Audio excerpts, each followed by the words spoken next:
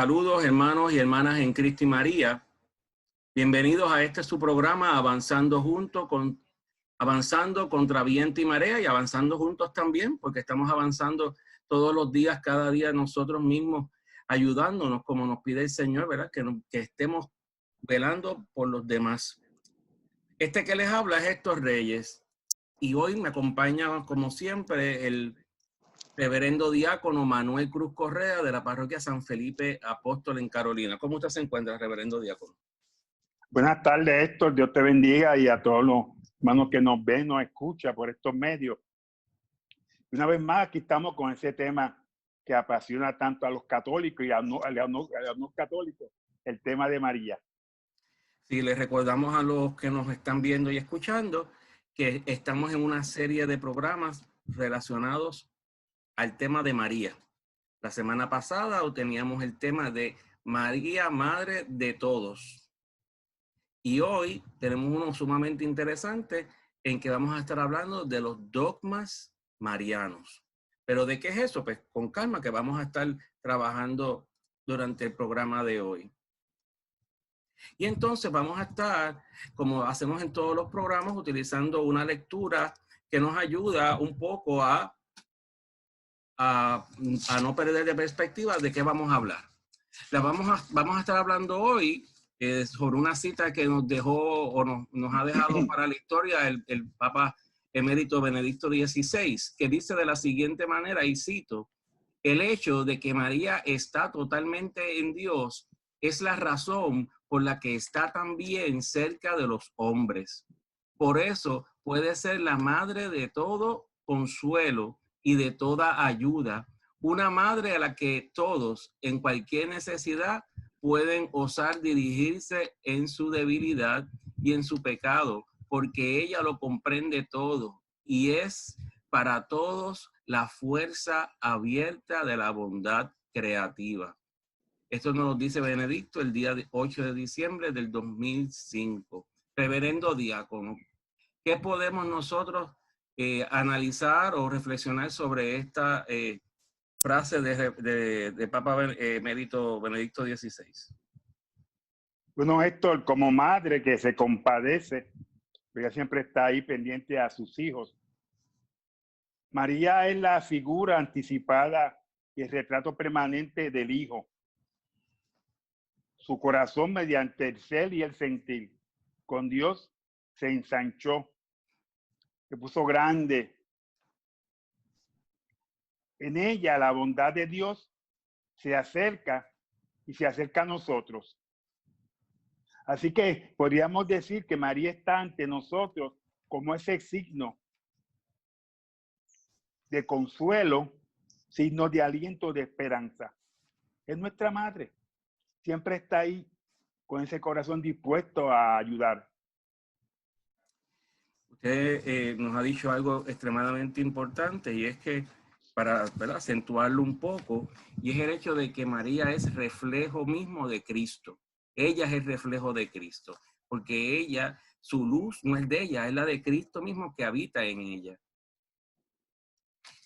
Nos dice aquí el diácono Luis Osvaldo Cortés Rosales lo siguiente, cito: querer ser fieles seguidores de las enseñanzas de la Iglesia es asumir las verdades que nos ofrecen, no como una obediencia a ciegas, sino por el beneficio que estas procuran para fortalecer nuestra fe y como ello acercarnos más a Dios.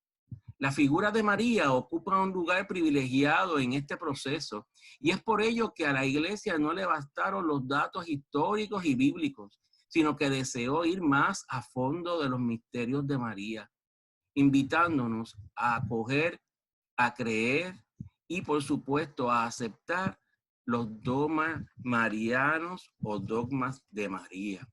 Vea que la Iglesia, como siempre, como madre y maestra, nos guía, reverendo diácono, desde los primeros tiempos, desde esa iglesia primitiva, luego de que Jesús ya estaba en el cielo.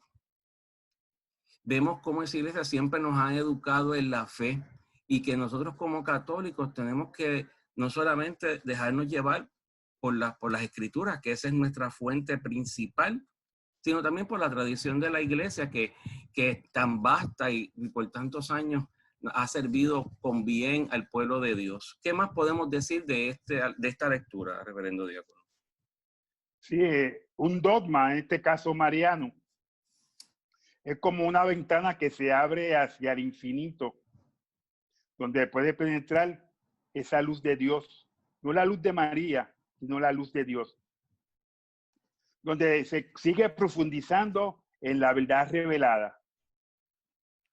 El dogma no es por tanto el límite, sino más bien una etapa en el camino de la verdad, donde se establecen ciertos contenidos con claridad, de cuya base se va a continuar elevando ese edificio doctrinal de la iglesia. Y por ese gran amor que tenemos a María, solo los católicos, son estos dogmas marianos. Viene la gran pregunta de los 64,000 chavitos de reverendo diácono, y es ¿qué es un dogma? Porque lo hemos tocado y hemos hablado de dogma, pero no lo hemos definido. Pues muy bien, la Iglesia Católica entiende que un dogma es una verdad que pertenece al campo de la fe o de la moral, que ha sido revelada por Dios, transmitida desde los apóstoles, ya sea a través de las escrituras o ya sea a través de la tradición, y propuesta por la iglesia para su aceptación por parte de los fieles. Importante que este dogma, como usted dijo, reverendo diácono, y lo dijo de una manera extraordinaria, estos dogmas no significa que estamos aquí encajonados, que no podemos hacer nada más, ¿verdad? Como si nos aprisionara. Al contrario, estos dogmas nos deben dar la libertad, sentirnos libres de poder reconocer y aceptar cosas. Porque a veces hay cosas que son en misterio. Dios es un misterio mismo, ¿verdad, diácono? Entonces, por eso, definitivo. Y por eso es que es tan importante esto. ¿Qué más podemos decir de esto de esta definición, diácono? Sí, podríamos añadirle a esa definición que un dogma es una verdad absoluta y absolutamente segura sobre lo cual no puede flotar ninguna duda. Eso tiene que estar claro como el agua. Una vez proclamado solemnemente, ningún dogma puede ser derogado o negado, ni por el Papa ni por decisión conciliar. Por eso es que los dogmas constituyen la base inalterable de toda la doctrina católica. Nosotros los católicos, Héctor, confiamos en que un dogma es una verdad que contiene implícitamente y explícitamente la inmutable revelación divina.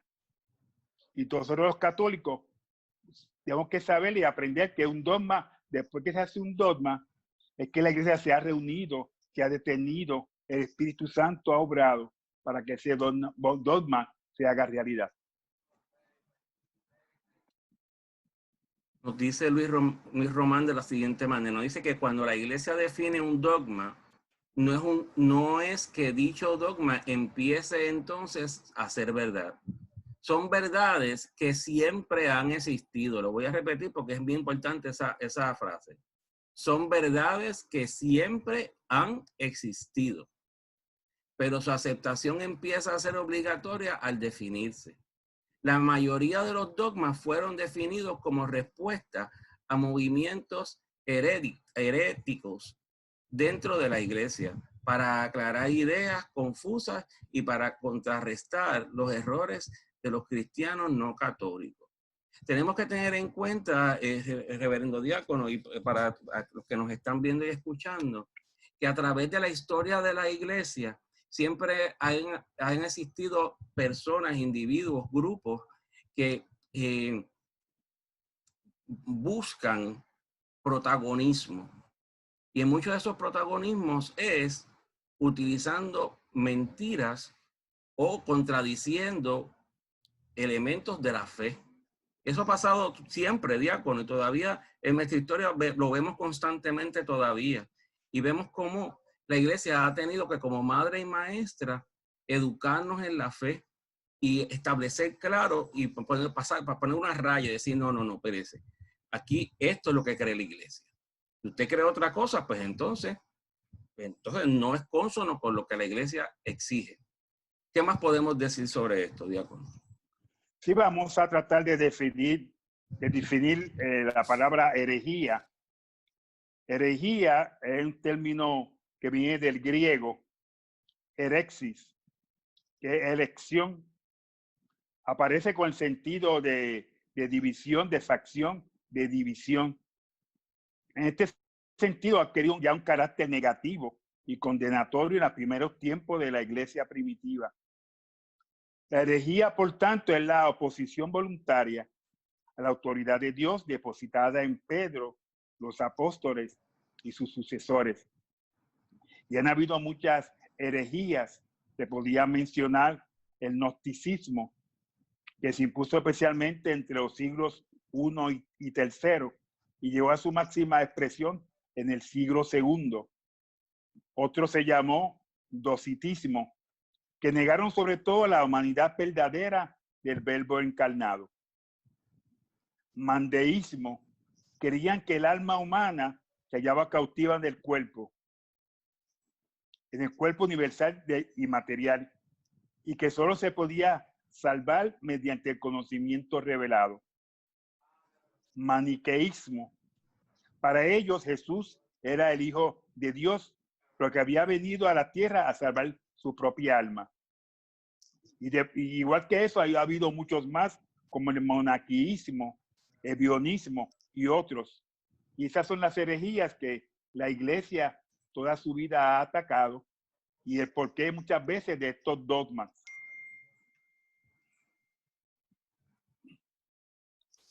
El magisterio de la iglesia ejerce plenamente la autoridad que tiene de Cristo cuando define dogmas, es decir, cuando propone de una forma que obliga al pueblo cristiano a una adhesión irrevocable de fe, verdades contenidas en la revelación divina, o también cuando propone de manera definitiva verdades que tienen con ellas un vínculo necesario. Eso lo podemos encontrar en el Catecismo de la Iglesia Católica en el inciso o número 88.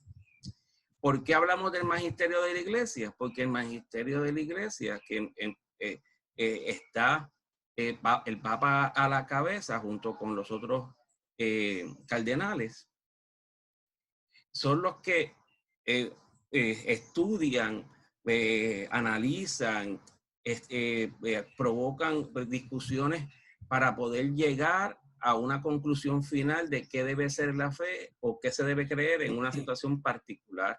Por eso que cuando usted decía, usted hablaba ahorita, diácono, que esto es revelación del Espíritu Santo, es porque tanto el Papa como los cardenales se reúnen y lo primero que hacen es orar. Orar para que sea el Espíritu Santo de Dios el que los ilumine en esa encomienda que tienen. ¿Qué más podemos decir de la iglesia, madre y maestra, y el magisterio de la iglesia, reverendo diácono? Es importante citar en estos momentos para que tal proclamación o clarificación solemne acontezca. Son necesarias dos cosas, dos condiciones. La número uno, el sentido debe estar suficientemente expresado como una auténtica verdad revelada por Dios. Una auténtica verdad revelada por Dios. Número dos, la verdad o doctrina en causa debe ser propuesta y definida solemnemente por la Iglesia, siendo una verdad revelada y una parte integrante de la fe católica. Son las dos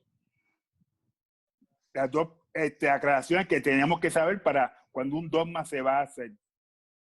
Entonces es importante también mencionar, como tú dijiste ahorita, y dice aquí, que el supremo magisterio de la iglesia, el Papa y el concilio, son los que tienen que hablar con estos dogmas, pero no yo solo. Como he mencionado ya 2 veces, el Espíritu Santo juega un papel primordial en todo esto.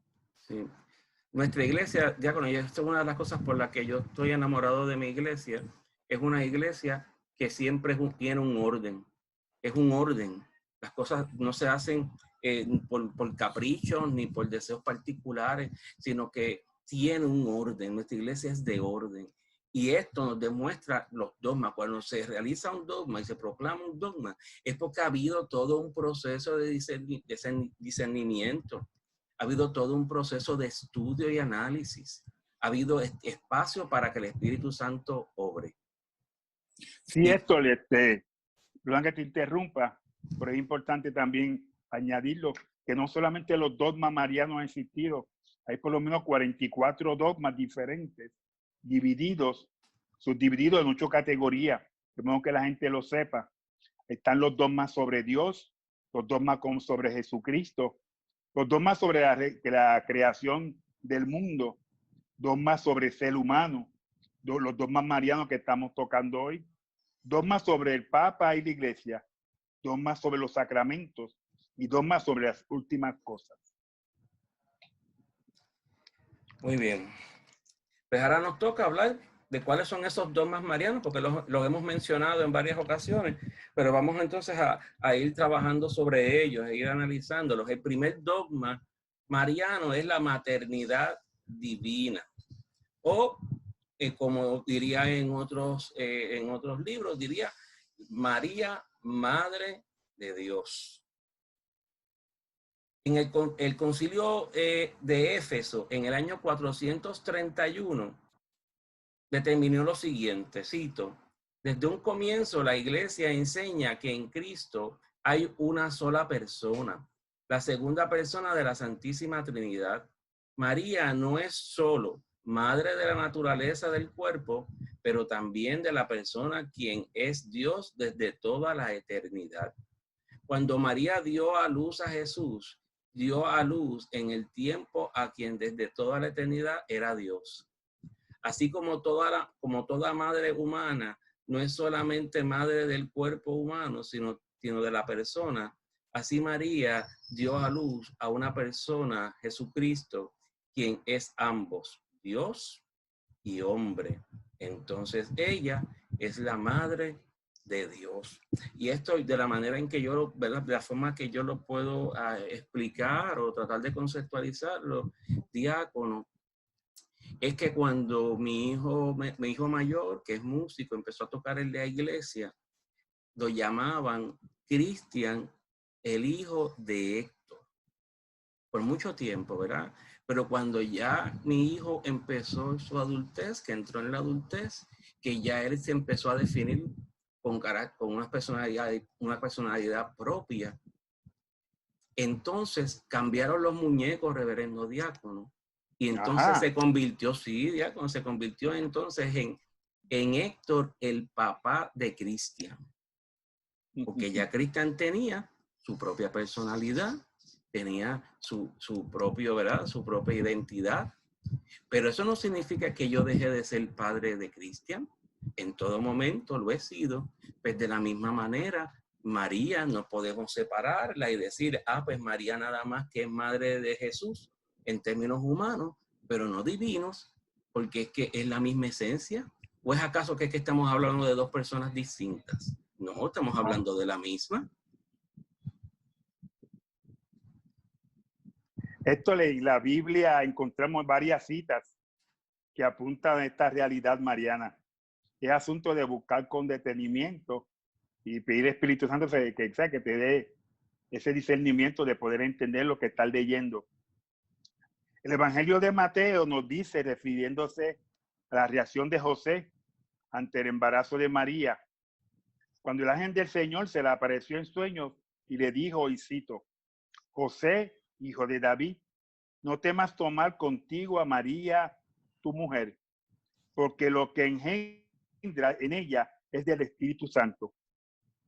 Dará a luz un hijo y tú le pondrás por nombre Jesús, porque él salvará a su pueblo de sus pecados. Todo esto sucedió para que se cumpliese el oráculo del Señor por medio del profeta. Ved que la Virgen concebirá y dará a luz un hijo y le pondrán por nombre Emmanuel. Traducido significa Dios con nosotros. Esto es lo que yo dije. Dios con nosotros. ¿Ok? Lo cual indica que ese hijo de María viene de Dios. y no viene por intervención de varón, puesto que José no tuvo que ver nada con eso. Al final Mateo resalta que se está cumpliendo la profecía del Emmanuel, Dios con nosotros. Dios ha llegado. Jesús es Dios. La madre de Jesús es madre de Dios. Si no recordemos las palabras de su prima Isabel, la madre de mi Señor. Así que vemos cómo a veces, diácono, queremos buscarle 10 patas al gato, como dicen los muchachos, ¿verdad? Como dicen los refranes, son muy importantes en nuestra vida cotidiana. Mire, cuando hablamos de María, Madre de Dios, no lo hacemos pensando que María está por encima de Dios. No, lo estamos hablando dentro de la lógica común, corriente. Si María es madre de Jesús y Jesús es hombre y Dios, pues María es madre de Dios. Mire qué sencillo. No nos rompamos la cabeza con esto. A veces, realmente, diácono, y eso pasa mucho, nos pasa mucho a nosotros y en todas las cosas, no solamente las cosas de la fe. A veces se nos hace tan difícil cuando se nos explica algo, porque lo encontramos que es como que muy sencillo de entender. A veces pensamos que porque es tan sencillo, pues no puede ser, es que hay que buscarle algo más. Y aquí no hay que buscarle nada más. Aquí no estamos tratando, como hemos dicho ya desde antemano, en el programa anterior hablábamos, aquí no estamos tratando de poner la figura de María por encima de la de Dios, porque es que eso es jamás ni nunca, porque Dios es Dios por encima de todo. Dios es Dios, Dios trino va por encima de todo, porque Él es el creador de todo. Pero María, la lógica me dice que si es madre de Jesús, pues es madre de Dios. Es bien sencillo, no estamos aquí tratando de colocar a María en un lugar donde a ella no le corresponda, al contrario, ella sigue siendo madre de Jesús. Lo que pasa es que a veces somos duros de servicio y nosotros lo que intentamos no es cambiar a nadie de religión, sino solamente que yo pueda entender y comprender en el puesto que nosotros tenemos a María. ¿Por qué la veneramos como la madre de Dios? Sí, simplemente es eso. Sí, aclarar esos puntos. Nuestra misión es defender nuestra fe católica con respeto, con hechos, con los datos, para que, ¿verdad? La gente no diga que es que nos hemos inventado las cosas. Entonces nos dice aquí que el dogma de María, Madre de Dios, contiene dos verdades. La primera es que María es verdaderamente madre. Esto significa que ella contribuyó en la formación de la naturaleza humana de Cristo, como toda madre contribuye a la formación del hijo de sus entrañas. Siempre me recuerda, reverendo diácono, una vez yo estaba en una charla de un retiro y la hermana que estaba revisando la charla hizo un comentario que a mí al principio me chocó de momento. Tuve que como que buscarlo en las escrituras un poco más, ¿verdad? Entonces me decía, no, pero es que por las venas de Jesús pasaba sangre de María. Y entonces, pues, cuando uno realmente analiza lo que es el proceso del niño en el vientre, pues es la sangre de la madre la que se va, de la que se nutre el niño. Así que esa dama, que es una hermana de la iglesia, que una mujer de fe, pues mire, no estaba errada, era cierto, biológicamente hablando, es lo correcto, diácono. Lo que pasa es que a veces, como le digo, somos duros, somos difíciles para poder entender las cosas. La segunda parte nos dice que María es verdaderamente madre de Dios. Ella concibió y dio a luz a la segunda persona de la Trinidad, según la naturaleza humana que Él asumió. Aquí quien asume la posición de hombre es Dios mismo. No es que María se lo inventó, fue el mismo Dios que decidió hacerlo, diácono. Y como Dios es un misterio, ¿qué hacemos? Tratar de explicar algo tan extraordinario y tan inalcanzable para nosotros poder explicar qué es Dios. Tendríamos que buscar la definición de misterio para entonces poder aclarar, y no hay aclaración. Así que, entonces, ese sería el dogma que nos habla de la Madre de Dios. Mire, los católicos tenemos, diácono, y esto usted lo sabe, tenemos dos libros que siempre tenemos que tener de referente. La Biblia, las Sagradas Escrituras, ese es nuestro referente inmediato, el más importante. El más importante Y segundo, el Catecismo de la Iglesia Católica, diácono. Y allí, en el Catecismo de la Iglesia Católica, en lo que se conoce como la Constitución Dogmática Lumen Gentium, en el número 66, diácono, para que hagan la asignación. Ajá, estoy apuntando. Vaya apuntando a lo que nos están viendo. Pues mire, allí le da una explicación aún mayor, con mayor precisión de la que estamos dando nosotros, diácono. Y lo hacemos para que usted mismo pueda corroborar la información que le damos, ¿verdad? Porque no se le puede explicar todo, pero es bueno que también, ¿verdad?, hagamos nuestro ejercicio. El segundo dogma, reverendo Diácono, que vamos a estar tocando hoy, porque vamos a dividir los dogmas en dos partes. El segundo dogma que vamos a estar trabajando es la de la Inmaculada Concepción, diácono. El dogma de la Inmaculada Concepción establece que María fue concebida sin mancha de pecado original. El dogma fue proclamado por el Papa Pío IX el 8 de diciembre del año 1854 en la bula Ineffabilis Deus. Dice de la siguiente manera, y cito: declaramos, pronunciamos y definimos que la doctrina que sostiene que la Santísima Virgen María, en el primer instante de su concepción, fue por singular gracia y privilegio de Dios omnipotente en previsión de los méritos de Cristo Jesús, Salvador del género humano, preservada, inmune de toda mancha de culpa original. Voy a repetirlo suavecito, reverendo diácono, para que no quede duda sobre esto. Preservada, inmune de toda mancha de culpa original. Ha sido revelada por Dios, por tanto, debe ser firme y constantemente creída por todos los fieles. Hermanos que nos está viendo y escuchando, nos dice, cuando cogemos catecismo, ¿verdad?, catecismo básico, nos dice, nos enseñan cuando nosotros somos muchachos, que donde existe el pecado, diácono, no puede estar Dios. ¿O me equivoco? No, eso está claro como el agua, Héctor.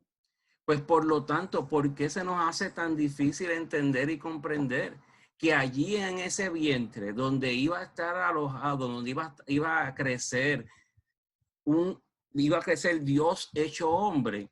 Porque eso nos hace tan difícil entender que María no tenía pecado original, que el Señor se lo había quitado, lo había eliminado porque la había escogido desde el principio, reverendo diácono.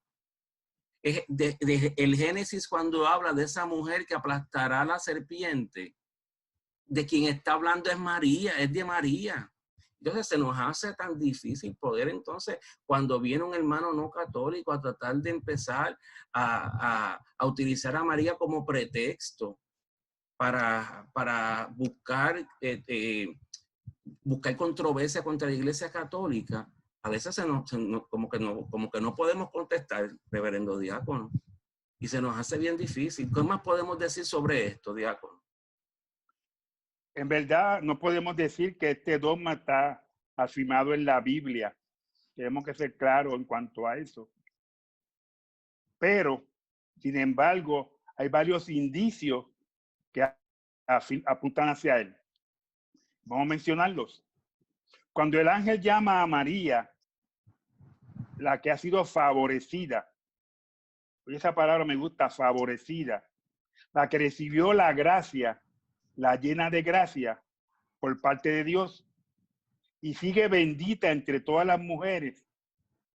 El evangelista Lucas está indicando un aspecto de suma importancia, que para ese tiempo de esa primera religión, esa primera iglesia, representó una reflexión teológica, Héctor.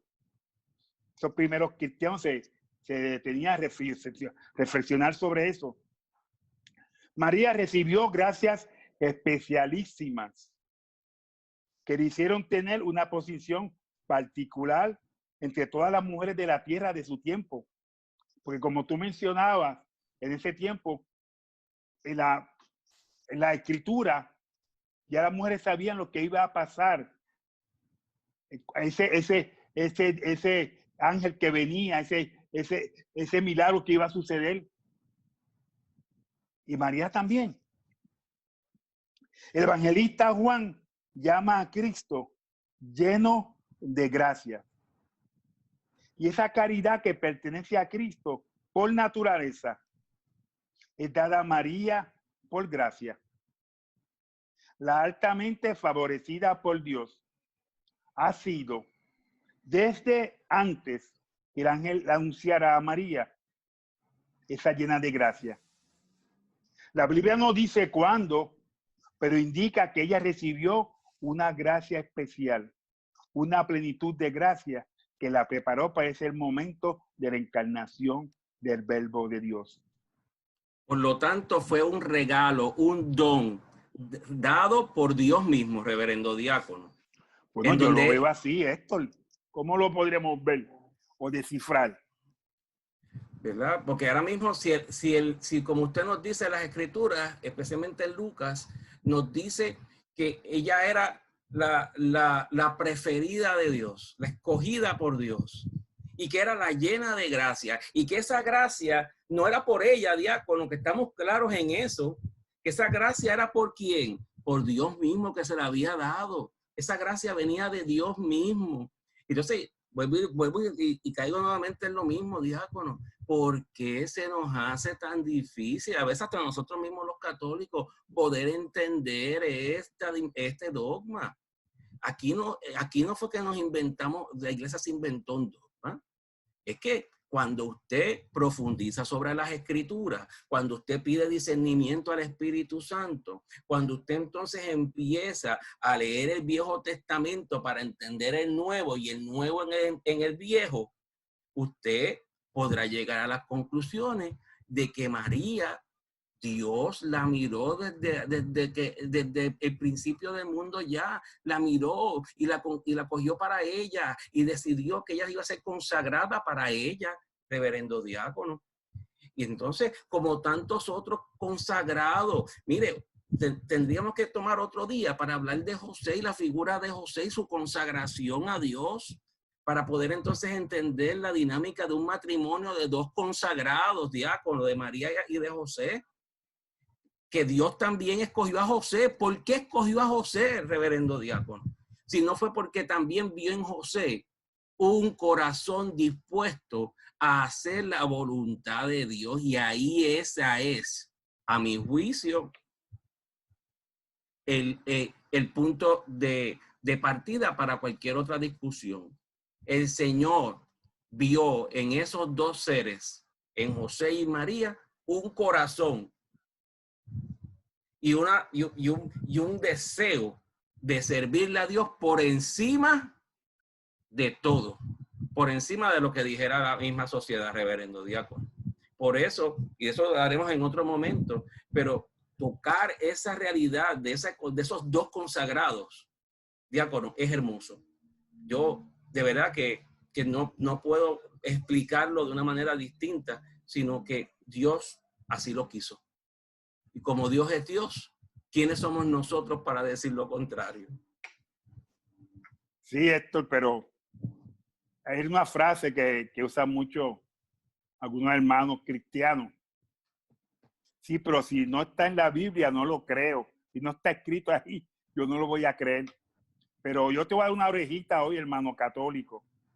Quiero que apunte este versículo. Está en Juan 21-25. Y hay también muchas cosas que Jesús hizo que si se escribieran en detalle, pienso que ni aún el mundo mismo podría contener los libros en que se escribieran. Cuando alguien te diga, pero no lo dice en la Biblia, tú le refieres a ese versículo, Juan 21-25. O sea que fueron tantos los milagros hizo Jesús, los hechos de Jesús, que todos no se pudieron escribir. Es que la misma figura de Jesús es un misterio propio, diácono. Es que la misma figura de Jesús. Empecemos por ahí. La figura de Jesús es un gran misterio, porque Isaías, que es el profeta que a mi juicio, con mayor exactitud, Dios le reveló que cómo iba a ser ese Mesías.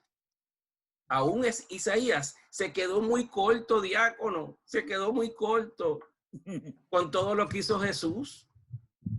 Porque a nosotros leer Isaías, diácono, y tratar de compararlo con lo que tenemos como el Nuevo Testamento, nos asombramos de que Isaías se quedó corto con lo maravilloso que es Mesías. Se quedó corto, diácono, se quedó corto. No porque la revelación no haya sido, o sea, él no haya hecho la labor que el Señor le pedía, pero es que es tanto lo que desconocemos que hizo Jesús. Y es tanto lo que nos estaríamos maravillando. Tendríamos que, diácono, tener por lo menos 10 horas corridas para poder hablar de eso, nada más, de los misterios de Jesús. Vuelvo y les recomiendo a nuestros hermanos que nos están escuchando y viendo que tomen un tiempito, conocen un ratito y vuelvan nuevamente y busquen el catecismo de la Iglesia Católica. Ahora no hay excusa para no comprarlo, porque por internet usted lo puede buscar. Usted dice, pone aquí, pone el nombre de Lumen Gentium y ahí usted empieza a leer toda esa constitución y ahí usted va a ver que explica con detalle, de una manera clara y concisa, de estos dogmas que estamos hablando, diácono. Nosotros hemos decidido tomar el tiempo de dividir los dogmas, son 4 dogmas, dividir 2 para un programa y 2 para otro, porque entendemos y comprendemos que es necesario explicarlos con calma, diácono, sin ningún tipo de ajoro, más allá de que tenemos por el tiempo del programa propiamente. Le pedimos a nuestros hermanos que nos están escuchando y viendo que usted siempre procure leer las escrituras. Tome un ratito y las lee. Hay gente que dice, pues, ¿dónde empiezo, diácono? Esa es la pregunta de siempre. Pues mire, mucha gente le va a decir, pues empieza por el Nuevo Testamento, empieza por Mateo. Mateo, Marcos, Lucas, Juan, le hace de todo, ¿verdad? Los cuatro evangelistas. Acuérdense que es un mismo evangelio, son 4 evangelistas, pero es el mismo evangelio porque todos hablan de lo mismo. Y entonces por ahí empezar, porque cuando entonces vengan los hermanos no católicos a tratar ¿verdad? de confundirnos, pues usted esté claro con su fe. Eso es uno de los grandes retos que tenemos nosotros como católicos en este nuevo milenio, reverendo diácono. Conocer nuestra fe con firmeza, reconocerla bien y saber dónde estamos parados con Dios. Así que les invitamos a nuestros hermanos que así lo hagan. Lo hacemos con el mayor amor y el mejor deseo de que usted también siga creciendo en la fe. Que hagamos como aquel hombre que decía, Señor, yo creo en ti, pero quiero que aumentes mi fe, auméntala. Pues mire, que usted también tenga ese deseo de que su fe aumente. ¿Y de qué forma puede aumentar? Mejor, de la misma palabra de Dios, que es la que está escrita ahí en las Escrituras. Con eso nada más, con eso es más que suficiente para usted poder entonces empezar a entender más a Dios. ¿Qué más podemos decir? Esto contestaba una pregunta, yo que como que oí por las noticias, alguien que dijo que María prestó su vientre. ¿Tú oíste esa noticia bien? Sí, diácono, lamentablemente escuché. Yo quiero que quede esto bien claro. Mire, María,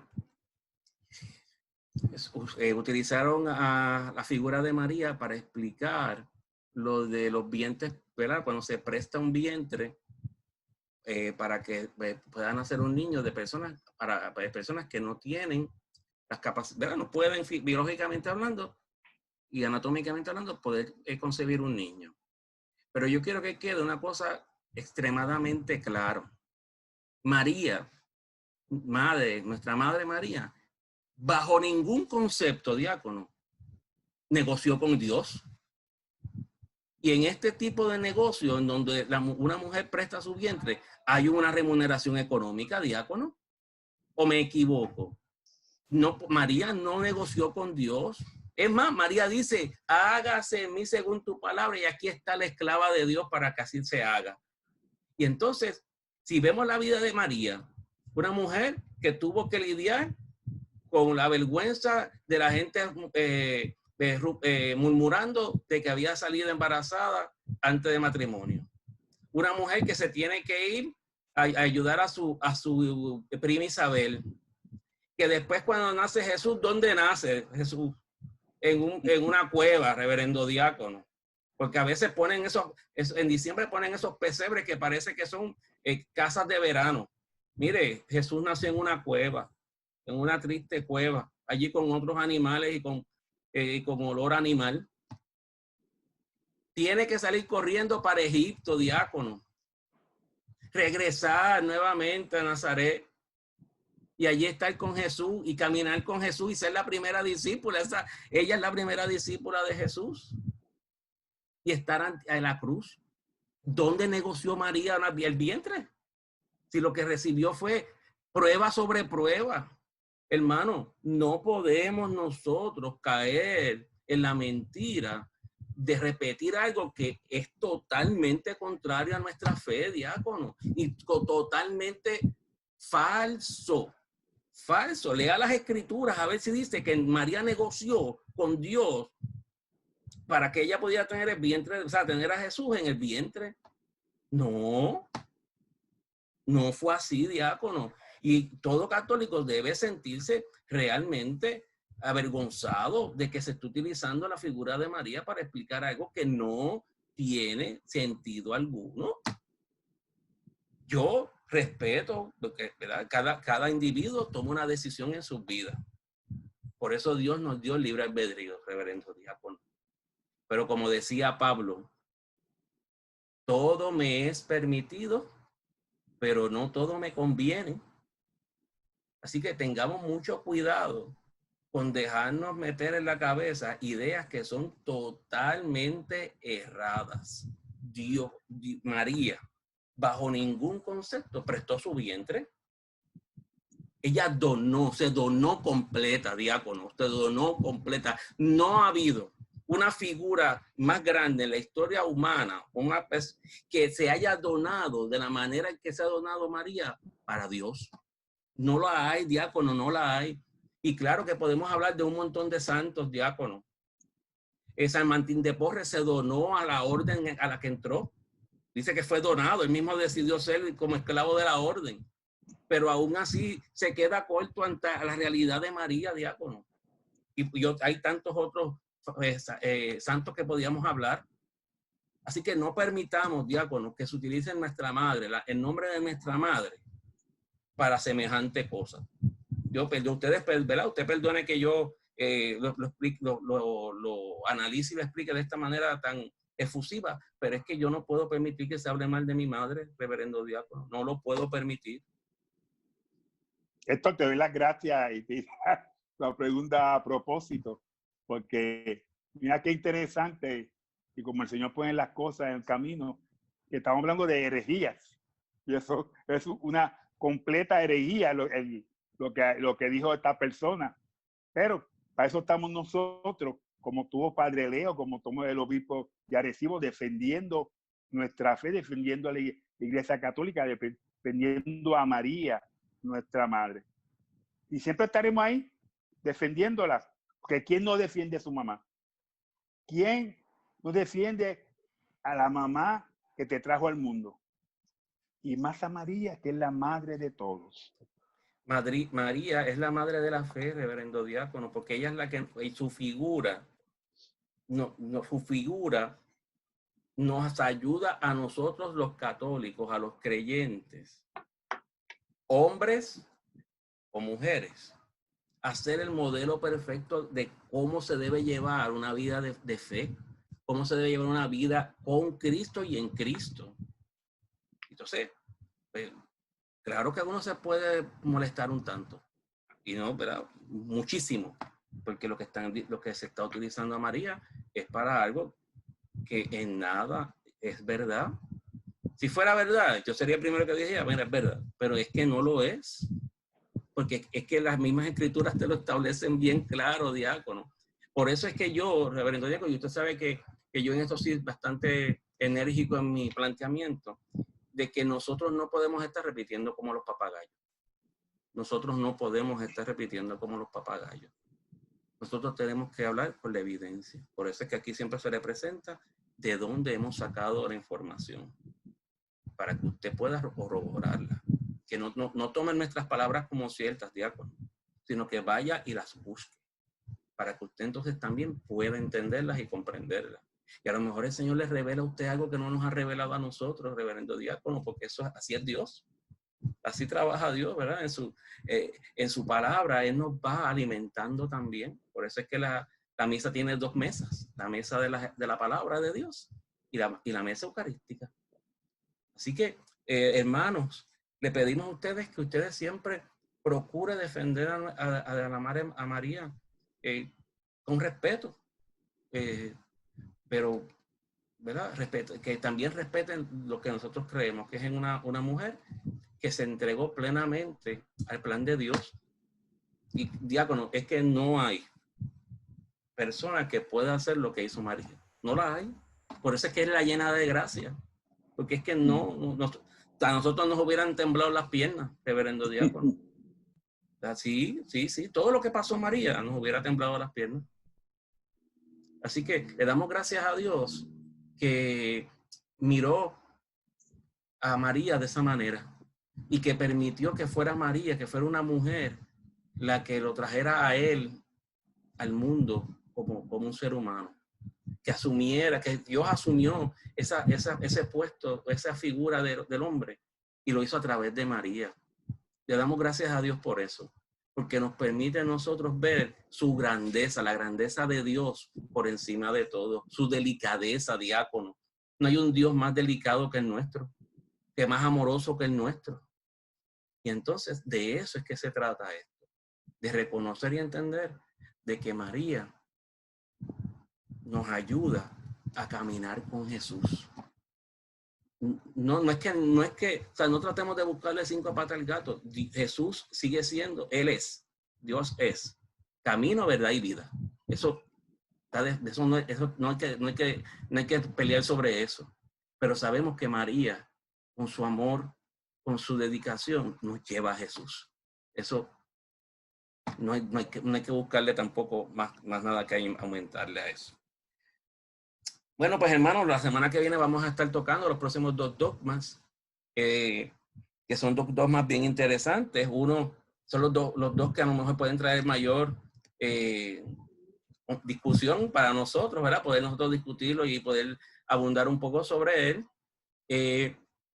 Y le pedimos que siga orando pues, por nosotros de la misma manera en que nosotros lo ponemos en nuestras oraciones, para que siempre podamos llevar la palabra de Dios con la sensibilidad y con el decoro y el celo que siempre lo tratamos de hacer, reverendo diácono. Así que, sin más, diácono, pues hago una oración final y la bendición. Padre de bondad, Padre de misericordia, te alabamos, te bendecimos en esta hora.